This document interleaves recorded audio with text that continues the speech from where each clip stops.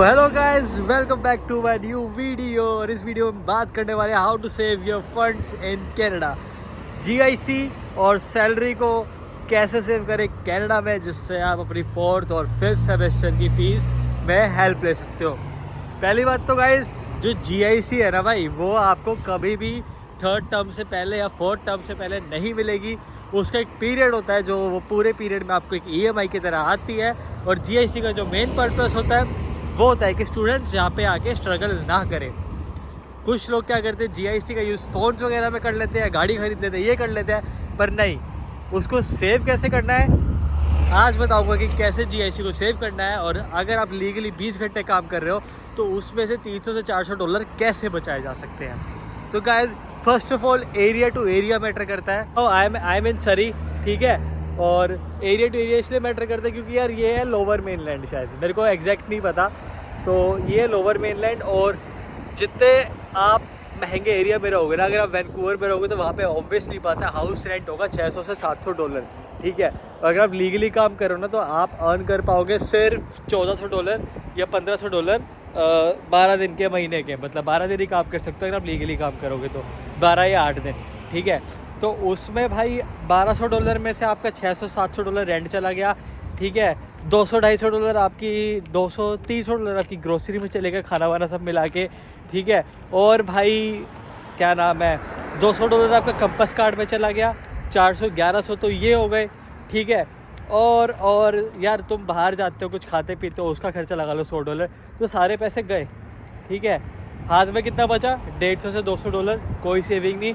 पूरे 10 महीने में सिर्फ $2000 की सेविंग होगी, ठीक है। पर फिर भी आपको हर मंथ, जिस दिन से आप कनाडा आए होते हो उस दिन से ना आपको, अगर आप जिस दिन आप स्कोशिया बैंक या फिर आरबीसी या जो भी बैंक है उधर आप जाते हो ना एक्टिव कराने, क्या नाम है, क्या बोलते हैं उसको, जीआईसी को, या फिर डेबिट कार्ड वगैरह लेने जाते हो, ठीक है।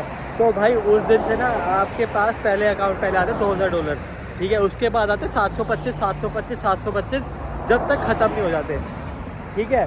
तो अगर आप मंथली अपनी अर्निंग में से $200 बचा रहे हो ना, तो भाई आपको $725 वो खर्चने की कोई नीड नहीं है, वो आपके स्ट्रेट अवे बचेंगे, ठीक है। क्यों बचेंगे? क्योंकि भाई ऑलरेडी आपने क्या कर रहा है कि $1200 का महीना खर्चा कर लिया, रेंट वगैरह सब मिला के अपने ऊपर $200 बचे हैं, तो क्यों उन $725 को छेड़ना।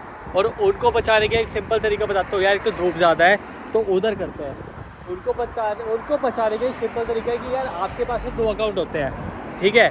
एक होता है सेविंग अकाउंट, ठीक है, एक होता है चेकिंग अकाउंट। जैसी जो आपकी जीआईसी होती है ना, स्टार्टिंग में चेकिंग अकाउंट में आती है, तो आपको क्या करना है, वो अपने $1400 चेकिंग में रखनी है, जीआईसी चेकिंग में आएगी। जीआईसी के $725 आपको हर मंथ सेविंग्स अकाउंट में ट्रांसफ़र करने हैं चुपचाप। अगर आप वो करते जाओगे तो $10,000 में से मैक्सिमम आपकी जीआईसी बचती जाएगी।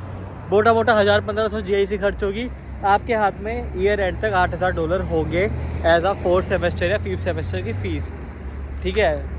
और वो भी क्योंकि मोस्ट ऑफ द स्टूडेंट्स ये गलती करते हैं कि फ़ोन वगैरह खरीद के वो जीआईसी ख़राब कर देते हैं। और भाई देख रहे हो, मैं एक सिंपल सी पतली सी टी शर्ट में घूम रहा हूँ क्योंकि मैं भाई सारे कपड़े मैले पड़े हैं एंड मैं अभी लॉन्ड्री में डाल के आया हूँ कपड़े। तो ये था कि ऐसे आप बचा सकते हो। मैं अगर बताऊँ कि स्टार्टिंग में अगर एक्सपेंस कैसे बचाना है तो गाड़ी वाड़ी मत लेना, ठीक है। गाड़ी का ही मंथली बाई वीकली खर्चा $400 होता है। फिर बाई वीकली मतलब 4 हफ्तों का खर्चा $800, उसके ऊपर से बाई वीकली इंश्योरेंस लगा लो। फॉर एग्जांपल आपने कोई वो ले ली, लैंट्रा वगैरह ले ली, एकॉर्ड ले ली या सिविक ले ली, $500 उसका महीने का इंश्योरेंस लगा लो, तो वही आपका भाई $1300 के करीब का गाड़ी का खर्चा पड़ जाता है। तो फिर आप बचाओगे क्या, खाओगे क्या और इंडिया क्या भेजोगे, साफ सी बात है कुछ नहीं बचेगा हाथ में। तो जब तक स्टूडेंट लाइफ में हो गाड़ी नहीं लेनी। एज सच भाई बेस्ट ट्रांजिट सिस्टम मिला है मेरे को अभी तक, तो कहीं की भी बस लेनी हो 5 मिनट में आ जाती है, 10 मिनट में आती है, ज़्यादा तो 15 मिनट लेगी भाई। खड़ा होने में क्या जा रहा है, अब तो आदत पड़ चुकी है ना इस ठंड की। अब तो इंडिया भी जाएंगे ना तो माइनस कह रहा हूँ, तो जाता ही नहीं सारा दिल्ली में, तो 10-15 डिग्री भी अब कुछ नहीं लगे, क्योंकि अभी तो मैं टी शर्ट में घूम रहा हूँ 12 डिग्री में, ठीक है। तो यही बोल रहा हूँ कि ऐसे पैसे बच सकते हैं आपके, इतने डॉलर्स आप बचा सकते हो, ठीक है। जीआईसी को सीधा सेविंग्स अकाउंट में, और उस जीआईसी को छेड़ना नहीं है क्योंकि भाई उसमें ना इंटरेस्ट मिलता रहता है आपको, ठीक है। मुझे नहीं पता कितना 1-2% जितना इंटरेस्ट मिलता है, अगर उसे छोड़ दोगे ना वो इंटरेस्ट ना फिर लग जाए, वो कट जाएगा, ठीक है। तो सेविंग्स अकाउंट को बढ़ाते रहो, ठीक है। अगर आपके पास साफ सी बात है $200 ही बच रहे ना, तो उसको नेक्स्ट मंथ तक कंटिन्यू करो। नेक्स्ट मंथ की सैलरी आती है वो $200 रिजर्व में रखो, जैसे नेक्स्ट मंथ की सैलरी आती है $200 को सेविंग्स में डाल दो, आपके पास सीधा $925 की सेविंग्स हो जाएगी मंथली, ठीक है। ऐसे GIC मिला के। और जैसे जैसे टर्म ब्रेक आएगा, जैसे अभी मेरा 11 दिन का टर्म ब्रेक है, मैं अनलिमिटेड काम कर सकता हूँ, तो उस टाइम देखते हैं कि कैसे कितनी शिफ्ट मिलती है। अगर ज़्यादा शिफ्ट लेते हो तो उस हिसाब से पैसे बचेंगे, ठीक है। तो आपके ऊपर है कि आप एज अ स्टूडेंट कितने पैसे बचाने, आपके घर वालों से कितना बैकअप है, आपको घर वालों ने कितना बोल के भेजा कि बेटा हमें इतने पैसों की ज़रूरत नहीं है, तो 2 साल अपना काम कर, अपना पैसा कमा, अपनी फ़ीस भर। अगर ये सब बोल के भेजा तो डायरेक्टली बात है कि घर से आपको कुछ, घर पे आपको कुछ नहीं देना, आपको अपनी फ़ीस रिकवर करके उसके बाद देखना है कि आगे का फ्यूचर क्या करना है, ठीक है। तो ऐसे पैसे बच सकते हैं। मेनली सेविंग्स अकाउंट जो होता है जिसमें पैसे बचाने होते हैं, तो और कोई सिस्टम तो होता नहीं है, ठीक है। कैश वगैरह कैरी करना मेरे को रेलिवेंट नहीं लगता, ठीक है। कैश वगैरह कैरी मत किया करो, क्योंकि भाई कभी भी यहाँ पे रॉबरी हो सकती है, कभी भी थेफ्ट वाला सीन हो सकता है। आप $100-150 लेके चल रहे हो जेब में, वो आपको पकड़ लिया, लूट लिया, तो इससे बढ़िया है $50 से ऊपर जेब में कैश मत रखो। भाई मेरे में तो एक भी नहीं है, अगर मैं आपको दिखाऊंगा अभी तो मेरे पे भाई 1000-1200 INR पड़ा है, इंडियन रुपीज़ पड़े हैं CAD की जगह। तो वही है, बाकी और कुछ होगा हैपनिंग दिन में या और कोई इन्फॉर्मेशन होगी तो मैं आप लोगों को बताऊंगा। तो we were talking that how to save money, तो मैंने आपको चीज़ें बताई। तो वही है, सेविंग अकाउंट वगैरह मेंटेन रखो, और साथ साथ आप क्रिप्टो वगैरह में इन्वेस्ट कर सकते हो, आप बिटकॉइंस वगैरह में इन्वेस्ट कर सकते हो, and you can invest in stock market, stock exchange. आप मतलब कुछ भी कर सकते हो पैसे इन्वेस्ट करने के लिए, क्योंकि in the end it will help you. जो भी आप करोगे वो आपके फ्यूचर में हेल्प करेगा। इट्स काइंड ऑफ एसेट ही है वो, कि अगर आज आप वो ₹1,00,000 इन्वेस्ट कर रहे हो तो कल को शायद वो 3-4 लाख रुपए हो कुछ टाइम बाद। तो वो चीज़ ध्यान में रख के इन्वेस्टमेंट करते रहो, ठीक है।